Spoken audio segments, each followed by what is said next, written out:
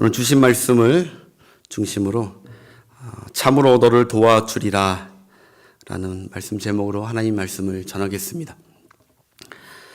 중국 춘추 전국 시대 때 제 나라에 그 전투의 천재 전술가가 있었죠. 바로 그가 손무라는 자입니다. 손무. 그의 병서가 우리가 익히 잘 아는 바로 손자병법입니다. 손자병법. 전투에서 전술과 병법을 익히는 책입니다. 그 손자병법에 이런 글이 있습니다. 용겁강약은 상황의 소산이다. 용겁강약은 상황의 소산이다. 이게 무슨 말인가 하면은 인간은 태어날 때부터 용감하게 태어나고 그리고 약하게 겁쟁이로 태어난 게 정확하게 태어난 것이 아니라는 것입니다. 태어날 때부터 용감한 자, 왕이 될 상, 장군 이렇게 용감한 자로 태어난 것도 아니고 그렇다고 너무 겁쟁이로 살라고 평생 태어난 것도 아니라는 것이죠. 바로 살면서 닥친 상황에 따라 얼마든지 용감해지기도 하고 겁을 먹기도 한다라는 것입니다. 아무리 힘이 세고 싸움을 잘하는 장수라도 어느 순간 그 용감함을 잃어버리고 약해질 수 있다는 것이죠. 성경은 아니지만 일리가 있는 말입니다. 예를 든다면 여자는 약하지만 엄마는 강하다라는 거 우리가 잘 많이 듣죠. 여자는 약하지만 엄마는 강하다. 그 상황에 따라 여자가 갑자기 엄마로 변하면 강해집니다. 성경에도 그런 비슷한 상황들이 많이 나오는데요. 엘리야 선지자가 갈멜산에서는 850대 1로 싸웠을 때는 그는 강했습니다. 그러나 그는 순식간에 로뎀나무 밑에서 아주 약했습니다. 예수님의 제자 베드로도 예수님과 함께 있을 때는 로마 병정이 그에게 쳐들어와도 그는 로마 병정의 귀를 자를 정도로 담대했습니다. 그러나 이윽고 곧바로 계집 소녀 앞에서 닭이 세워놓으니까 주님을 부인하는 아주 비겁하고 약한 모습으로 바로 바뀌어버립니다. 무엇이 문제입니까? 상황에 따라 그들은 두려움을 느끼고 변해가고 용감한 게 약해지고 강한 게 약해지고 비겁해지고 겁쟁이가 된다는 말입니다. 즉 아무리 연약해 보이는 사람이라 할지라도 그 누구보다 강하고 담대할 수 있으며 아무리 강해 보이는 사람이라 할지라도 두려움이 생기면 약하게 산다는 것이죠. 우리가 세상을 살다 보면 두려운 마음이 들 때가 참 많이 있습니다. 질병으로 건강을 잃을까 봐 두렵고 사업이 망할까 봐 두렵고 자식이 잘못될까 봐 두렵고 실패할까 봐 두렵고 무시당할까 봐 두렵고 인기 떨어질까 봐 두렵고 죄가 들킬까 봐 두렵고 죽을까 봐 두렵고 사람은 하루 종일 살면서 두려움을 안고 사는 겁쟁이라고 해도 과언이 아니라고 봅니다. 그런데 이렇게 크고 작은 원인으로 두려움과 공포에 사로잡힐 때도 있지만 특별히 요즘 현대인들은 특별한 원인도 알 수 없는데 원인 모를 두려움과 공포와 불안으로 그렇게 사로잡혀서 이유 없이 그냥 우울하고 슬퍼하고 무섭고 다운될 때가 그런 사람들이 너무너무 부지기수로 많다는 것입니다. 그게 바로 현대병이라고 하고 정신질환까지 심하면 정신질환까지 가게 됩니다. 두려운 마음, 불안한 마음을 그저 대수롭지 않게 여기면 안 됩니다. 두려움에 사로잡히면 사단이 신방 옵니다. 한번 따라 합시다. 두려움에 사로잡히면 사단이 신방 온다. 주님이 신방 와야 되는데 사단이 신방 옵니다. 사단에 사로잡힙니다. 사단의 말을 자꾸 듣습니다. 하나님의 말씀 신방 오셔서 목사님이 신방하셔서 목사님 말씀이 하나님 말씀 들려야 되는데 두려움이 생기면요 자꾸 사단이 신방 와서 사단의 말씀 목소리. 그래서 정상적으로 판단하지 못하고 두려움에 사로잡히면 주변 사람들을 힘들게 합니다. 두려움에 사로잡히면 만사를 그르치게 됩니다. 그러나 하나님의 사람들은 두려움의 바이러스를 확실히 제거할 완벽한 백신이 있습니다. 그 백신이 바로 하나님을 믿는 믿음입니다. 할렐루야. 예. 예수 믿는 사람이라고 두려움이 안 오는 것이 아닙니다. 성경에서 제가 앞 서두에 얘기했듯이 그들뿐만이 아니라 수많은 아브라함도, 시편에 보면은 다윗도 늘 그는 죽을까봐 하여튼 여러 가지 두려움에 쌓여 있었습니다. 장래에 대해서. 그렇지만 하나님의 사람들은 하나님을 믿는 완벽한 백신을 투입하고 소장하고 있어야 됩니다. 그렇기 때문에 혹시 이 가운데 여러 가지 근심과 장래에 대한 불안과 두려움으로 침체된 분이 있거나 앞으로의 나의 노후가 어떻게 될까? 내 사랑하는 가족이 어떻게 될까? 불안하고 염려하고 두려움에 잡히신 분이 계시다면 이 시간에 하나님의 음성을 듣고 하나님만이 진정 내 삶의 도움으로 확증하시고 믿게 되는 은혜의 시간이 되시길 주의 이름으로 축원합니다. 예, 오늘 본문은 사실 하나님께서 바벨론에 끌려간, 그래서 그들의 종이 되어서 그들에게 바벨론에게 멸시와 핍박과 무시를 그리고 노역을 당하게 될 하나님의 백성들에게 정말 큰 위로와 힘이 되어주는 약속이 있는 말씀입니다. 우리 8절을 한번 읽어보겠습니다. 8절 시작. 그러나 나의 종 너 이스라엘아, 내가 택한 야곱아, 나의 벗 아브라함의 자손아. 아멘.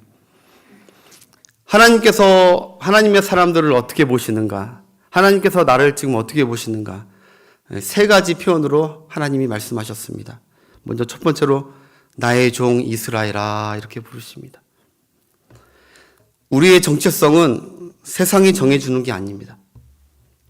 우리의 정체성은 명심하십시오. 세상이 정해주는 것이 아닙니다. 하나님이 정해주는 겁니다. 세상은 우리를 부자냐, 가난한 사람이냐, 배운 자냐, 못 배운 자냐, 착한 사람이냐, 나쁜 사람이냐, 성공한 사람이냐, 실패한 사람이냐 이렇게 분류하지만 하나님은 하나님의 백성을 이렇게 선포합니다. 너는 나의 종이다. 너는 나의 종이다. 여기서 종이란 그냥 부려먹는 하인을 뜻하는 것이 아닙니다. 여기서 종이란 내가 끝까지 책임지고 내 것이 되게 된, 즉 왕과 신하와 같은, 내가 신임하고 내가 끝까지 책임지는, 우리가 대통령이 대사를 보내도 그를 신임하고 그를 끝까지 책임지잖아요. 하나님께서 우리를 종이라 한 것은 우리를 하극하고 부려먹으려는 그런 의도가 아니라 내가 너를 끝까지 책임지는 너의 주인은 나다라는 것을 입증하는 것입니다.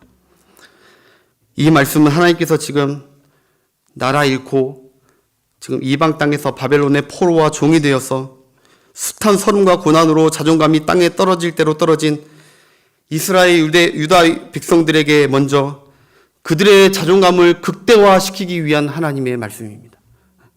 그들은 지금 종살이하면서 자존감이든 뭐든지 다 교만했다가 다 떨어졌습니다. 그런데 하나님은 잘했다 그렇게 얘기하지 않고 내가 너를 책임지는 넌 나의 종이다 라고 말합니다. 너희는 바벨론의 종이 아니다. 너희는 세상의 종이 아니다.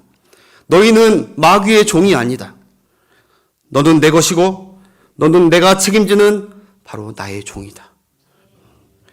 우리 이와 비슷한 말씀을 이사야서 43장 1절에 말씀합니다. 우리 함께 뜨니까 이사야서 43장 1절 함께 읽겠습니다. 야곱아 너를 창조하신 여호와께서 지금 말씀하시느니라. 이스라엘아 너를 지으신 이가 말씀하시느니라. 너는 두려워하지 말라. 내가 너를 구속하였고 내가 너를 지명하여 불렀나니 너는 누구 것이다. 너는 나 여호와 것이다. 할렐루야. 우리가 살아가면서 나는 하나님의 것이라는 걸 늘 인식하고 살아야 우리는 두려움을 이길 수가 있는 것입니다. 여러분 제 아들이 승주가 이제 중학교 1학년인데 승주가 예를 들어서 내가 승주에게 승주야 너는 내 뱃속에서 나온 내 자식이야. 내가 너를 만들었어. 내 뱃속이 아니라 제 아내의 뱃속이지만 내 속에서 나온 내 자식이야. 너. 내 거야 라고 하지. 너는 옆집 아줌마 거야. 넌 옆집 아저씨 거야. 이렇게 말하는 부모가 세상에 어디 있습니까? 하나님은 확실하다는 것이면 너는 내 거야. 넌 내가 만들었어. 예. 여러분, 세상이 여러분들을 아무리 무시하고 이상하게 본다 해도 두려워하지 마십시오. 여러분과 저는 만군의 여호와 하나님의 백성이고 자녀이고 하나님의 것임을 늘 잊지 않고 살아가는, 담대히 살아가는 여러분 되시길 주의 이름으로 축복합니다. 그 다음에 하나님 뭐라고 말씀하시냐? 내가 택한 야곱아 라고 말씀하십니다. 하나님이 저와 여러분을 선택했다고 하십니다. 우리는 그냥 오다 가다 어쩌다가 오뎅집에서 오뎅 그냥 꼬치 뽑듯이 아무렇게나 그냥 하나님께서 그렇게 우리를 예수님 믿고 하나님 백성 삼으신 것이 아닙니다. 야곱이 어머니 뱃속에 있을 때부터 하나님께서 그 깊으신 뜻과 그 깊으신 경륜과 사랑 가운데 하나님께서 야곱이 그 리브가 뱃속에 있을 때부터 그를 택했다고요.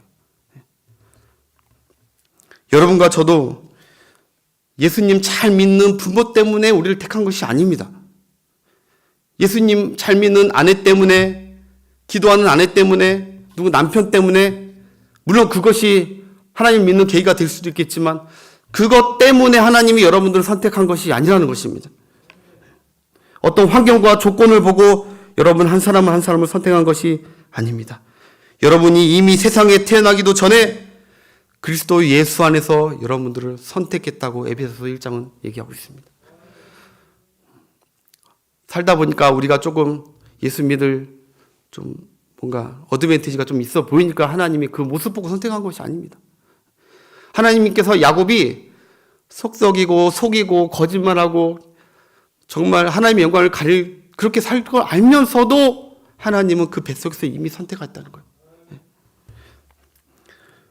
우리는 사실 그동안 수없이 선택받거나 거절당하면서 살아왔습니다. 대학에 만약에 합격을 하면은 그 대학이 나를 선택해 준 것입니다.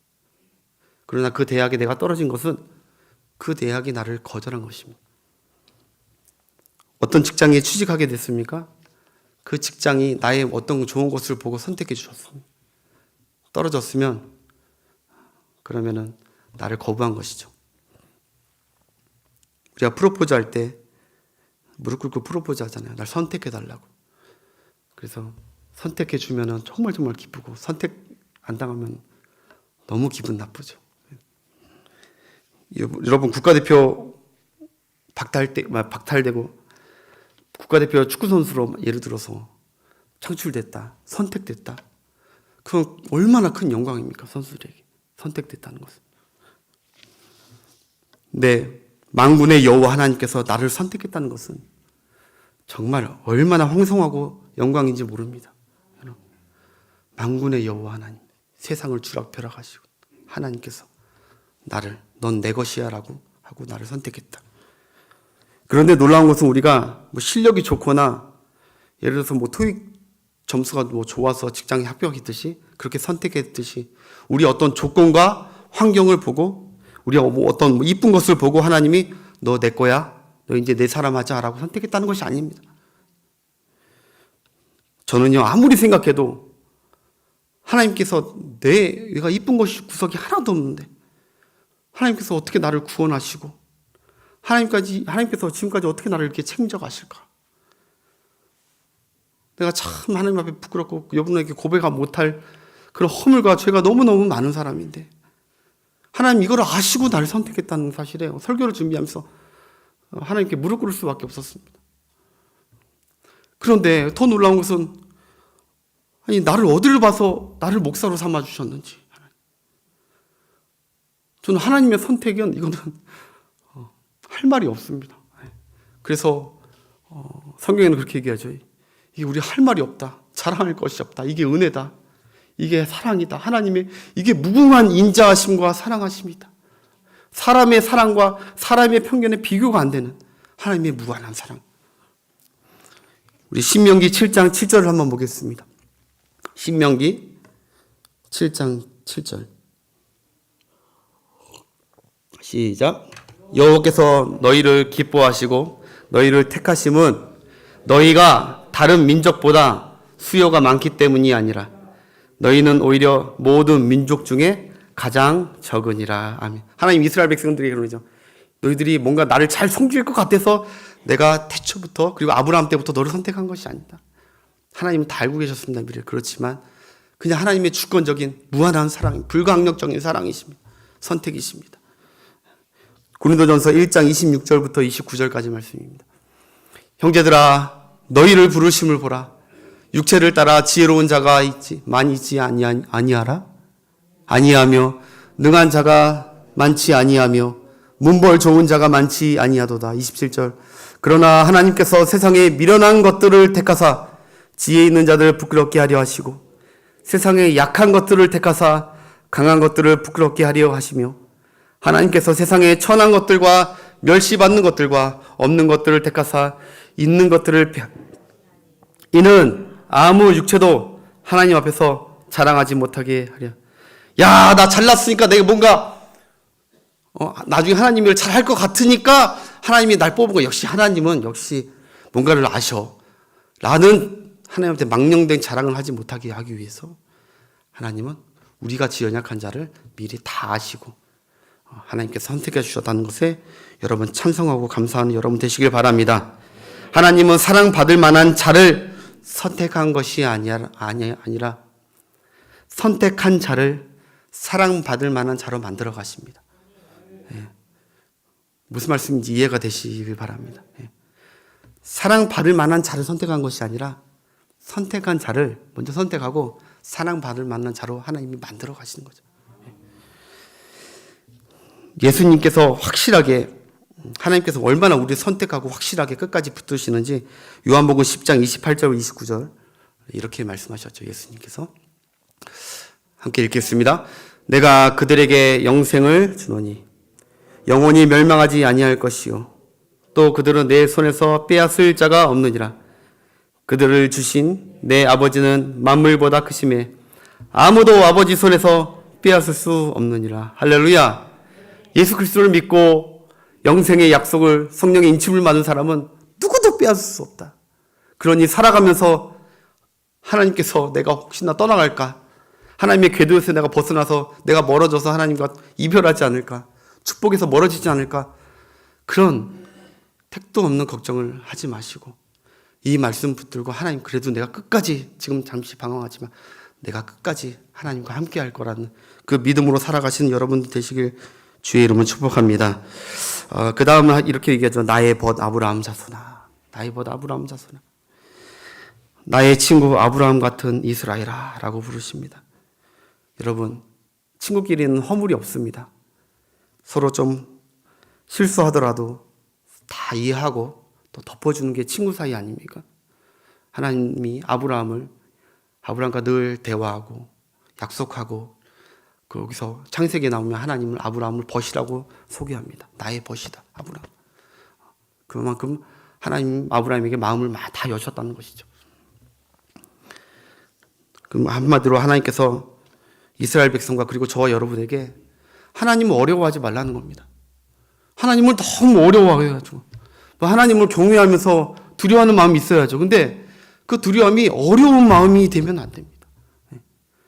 그래서 너무 이스라엘 사람들이 어려워하고 하니까 예수님이 이 땅에 오신 거 아닙니까? 죄인들의 친구가 되어주고 함께 해주고 친구가 되어주고 난 너의 친구다. 친구를 위하여 목숨을 버린다. 이게 하나님의 사랑이다. 하나님의 마음이다. 하나님은 우리의 약함을 아시는 벗이심을 믿고 오늘부터 더욱 하나님과 친숙하게 가까이 다가가는 여러분들 되시길 주의 이름으로 축복합니다. 9절을 한번 읽겠습니다. 9절. 본문 9절. 시작. 모퉁이에서부터 너를 부르고 내가 너를 택하고 싫어하여 버리지 아니하였다 하였노라. 아멘. 여기서 중요한 것은 내가 너를 택하였고 싫어하여 버리지 아니하였다입니다. 왜 굳이 하나님께서 이렇게 얘기하실까요? 이스라엘 백성들은 나라가 멸망하고 600km나 더 먼 바벨론으로 포로로 끌려갔습니다. 지금의 이라크의 수도 바그다드가 바벨론입니다. 그들은 생각하기를 하나님은 우리를 버리셨다고 생각했습니다. 우리가 죄를 짓고 우리가 하나님을 배반하고 우상을 섬기니까 하나님이 우리를 땅끝으로 그냥 던져버리셨다고 생각했습니다. 우리 다시 하나님께로 돌아갈 수가 없다라고 생각했습니다. 그들은 이제 나라도 없고 하나님도 없다는 생각에 큰 좌절과 두려움, 소망이 없이 그저 그렇게 살아갔습니다. 성도들도 신앙생활 하다가 뜻하지 않게 고난을 당하면, 예를 들어 큰 병에 걸리거나 사업이 망하거나 손대는 일마다 꼬이고 막힐 때 하나님이 날 버리신 게 아닐까? 하나님이 나에게 관심이나 있으신가? 그렇게 좌절과 낙심으로 빠져들 때가 많이 있다는 것입니다. 우리 교회에 한 젊은 여자 집사님께서 얼마 전에 고백하는 걸 제가 들었습니다. 한 2년 전에 이제 본인이 이제 전업주부신데 이제 아이들이 이제 어느 정도 다 컸어요. 다 커가지고 그렇다고 뭐 사회생활 하는 건 아니지만 많이 컸어요. 그래서 이제 가사일을 이제 접고 본인께서 아직 젊으니까 뭔가를 하고 싶은 거예요. 그래서 무엇을 할까 이렇게 기도하면서 이렇게 준비하다가 커피숍을 차리고 싶다라고 이렇게 마음이 와서, 그래서 이제 내가 새해부터는 커피숍을 차려야지. 그래가지고 바리스타 그 학원도 알아보고 열심히 하고, 그리고 이제 남편에게도 얘기해가지고 나 커피숍 차릴래. 그러면서 좀 도와줘, 힘 좀 줘. 그러면서 그 임대 그 가게 장소를 부단히 알아보고, 그리고 열심히 한 몇 달간 그렇게 살았대요. 부푼 가슴과 희망을 안고. 근데 희한하게 커피숍을 하려고 계약하려고 하는 곳마다, 그리고 자리 목을 보는 곳마다 자꾸 캔슬이 나는 것입니다. 자꾸 취소가 되고 자꾸 안 되는 거예요. 그래서 내가 정말 오래간만에 정말 한 거의 20년 가까이 이렇게 전업주부 하다가 이제 뭔가 살아가는 의욕을 가지고, 그래서 나도 이제 돈을 벌고 이제 헌금도 내가 11조도 하고 참 이런 꿈을 안고 내가 커피숍을 살려고 계획을 다 짜고 다 열심히 몇 달 동안 그렇게 다녔는데 다 길이 막히는 겁니다. 그래서 그 여자 집사님이 너무너무 속상했대요. 그래가지고 하나님한테 서운했답니다. 하나님한테 실망하고, 하나님 왜 내 길을 이렇게 막으십니까? 왜 내 길을 이렇게 막으십니까? 그래서 낙담해이고 좌절해 있을 때 놀라운 것은, 그러고 나서 한 달 뒤에 코로나가 터진 것입니다. 코로나. 그러니까 그분이 정말 가게를 차렸으면은 큰일 날 뻔했습니다. 이제 부품, 이제 사업을 아직 한 번도 해보지 않은 분이 처음 사업인데, 더군다나 처음부터 코로나가 터졌으면은 뭐 해결할 길이 없었던. 그러니까 그분의 고백이 그거죠. 나는 하나님을 오해했다는 거죠.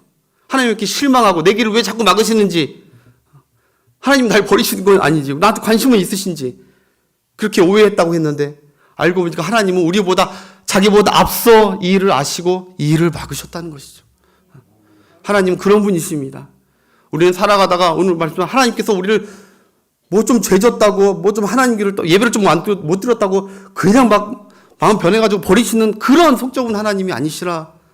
그럴수록 더 우리를 불쌍히 여기시고 긍휼히 여기시고 끌어안으시려는 사랑의 하나님이신 줄 믿고, 하나님을 믿는 믿음 안에 여러분 살아가시길 주의 이름으로 축복합니다. 신명기 31장 8절 한번 읽어보겠습니다. 신명기 31장 8절. 자, 그리하면 여호와 그가 내 앞에서 앞서가시며 너와 함께 하사 너를 떠나지 아니하시며 버리지 아니하시리니 너는 두려워하지 말라, 놀라지 말라. 할렐루야. 예, 모세가 이제 마지막 고별 설교입니다. 이스라엘 백성과 여호수아에게 하나님께서 너희들이 알지 않느냐? 하나님께서 우리보다 앞서 행하시더라. 앞서. 우리는 지금만 보고 앞서 생각하는 건 늘 염려와 근심이지만, 하나님은 앞서 우리를, 내 자녀의 일, 내 가족의 일, 내 사업의 일 이미 다 앞서 하나님은 알고 계셨다. 네가 혹시나 막혔다고, 일이 안 풀린다고, 꼬였다고 하나님이 날 버렸다고 생각하지 말고, 그럴 때일수록 하나님이 더욱 붙들고 기도하는 여러분 되시길 주의 이름으로 축복합니다. 하나님 정말 억울하실 겁니다. 하나님 정말 억울하실 겁니다. 하나님이 이스라엘 백성들을 버린 것이 아니잖아요. 그들이 하나님을 배반했고, 그 이스라엘 백성들이 그 이스라엘 백성들을 버린 진짜 장본인이 하나님이 아니라 바로 그들이 의지한 이웃나라 애굽 나라가 그들을 버렸고 배반했고 그들이 섬겼던 이방신 바알과 아세라 그 우상신들이 그들을 버린 거 아닙니까? 있지도 않지만 그들은 그렇게 해석을 해야 되는 게 당연한 거지만 모든 화살이 하나님께 하나님 우리를 버렸다고 하는 이게 사람의 죄악이고 하나님이 참지 못하는 정말 안타까움 아니겠습니까? 우리가 어떤 어려움을 당할 때 사실 우리의 잘못으로 또 우리가 누군가를 의지했기 때문에 우리에게 이런 어려움이 닥친 것도 모르고 우리는 하나님을 원망하고 하나님 우리를 버렸다는 이런 하나님을 오해하는 망령된 말을 하지 않는 여러분 되시길 주의 이름으로 축원합니다. 우리는 하나님을 버릴 때가 있어도 하나님은 절대 우리를 버린 적이 없고 버리지 않을 것을 믿고 확신 가운데 두려움 없이 살아가시는 여러분들 되시길 바랍니다. 마지막으로 10절 한번 읽겠습니다. 우리가 다 잘 아는 너무너무 사랑하고 암송하는 말씀입니다. 10절 하나님의 말씀으로 들으십시오. 함께 읽겠습니다. 두려워하지 말라. 내가 너와 함께함이라. 놀라지 말라. 나는 내 하나님이 됨이라. 내가 너를 굳세게 하리라. 참으로 너를 도와주리라. 참으로 나의 의로운 오른손으로 너를 붙들리라. 할렐루야. 너의 우리 이름을 넣읍시다. 너의 함께 할까요? 한번 준비되셨나요? 나의 이름을 넣어야 됩니다. 지금 우리에게 하시는 말씀입니다. 할렐루야.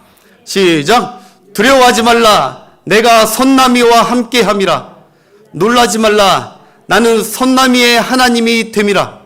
내가 선나미를 굳세게 하리라. 참으로 선나미를 도와주리라. 참으로 나의 의로운 오른손으로 선나미를 붙들리라. 할렐루야. 아멘.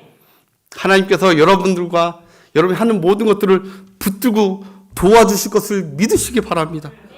하나님께서 여러분과 함께 하시니 두려워하지 마시기 바랍니다. 하나님께서 여러분을 도와줄 것이니 놀라지 마시고 쫄지 마시고 걱정하지 마시는 여러분 되시길 주의 이름으로 축복합니다.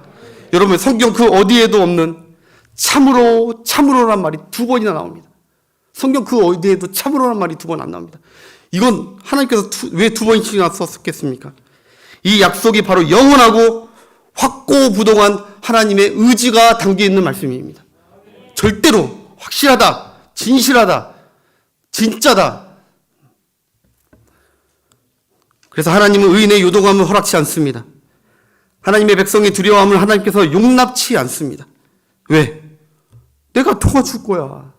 내가 함께 할 건데 뭐가 어려워. 난 전능한 자야. 전지한 자다. 내가 너를 보고 있다. 내가 너를 늘 주시하고 있다. 네가 무슨 생각하고 무슨 계획하는 거 있는 것까지 내가 다 안다. 무엇이 두렵냐? 내가 앞으로 네가 생각하는 계획한 것도 도와줄 것인데 무엇이 두렵냐? 하나님께서 우리를 꼭 붙들고 있다는 사실을 늘 잊지 마시기 바랍니다. 우리 아들 승주가 뒤늦게 자전거를 배우게 됐습니다. 어릴 때는 4발 자전거를 했는데 이제 필리핀 갔다가 이제 한국 다시 돌아오니까 2발 자전거에 도전하고 싶다고 해가지고 중학교 1학년이 2발 자전거를 이제 도전하게 됐습니다. 근데 여러분 아시는 분은 아시겠지만 얘가 저보다 몸무게도 많이 나가고 키도 크고 그래서 엄마가 몇 번 데리고 하다가 한 3일 동안 하다가 엄마가 몸살이 오고 넉다운이 됐습니다. 그래가지고 저도 용기를 내가지고 그래 내가 도와줄게. 근데 얘가 자꾸 진짜 기본기가 안 되는 거예요. 자꾸 넘어지는 거예요. 그래서 제가 그랬죠. 아들아, 승주야, 걱정하지 마. 무서워하지 마. 내가 뒤에서 꽉 붙들고 있을 거야. 내가 너를 꽉 붙들고 있을 거야. 넌 절대 안 넘어질 거야. 앞만 보고 페달 밟아. 걱정하지 마. 그리고 꽉 붙잡았습니다. 넘어졌을까요? 안 넘어졌을까요? 넘어지면 제가 넘어졌지 절대 제 아들은 내가 넘어뜨리지 않았습니다. 네.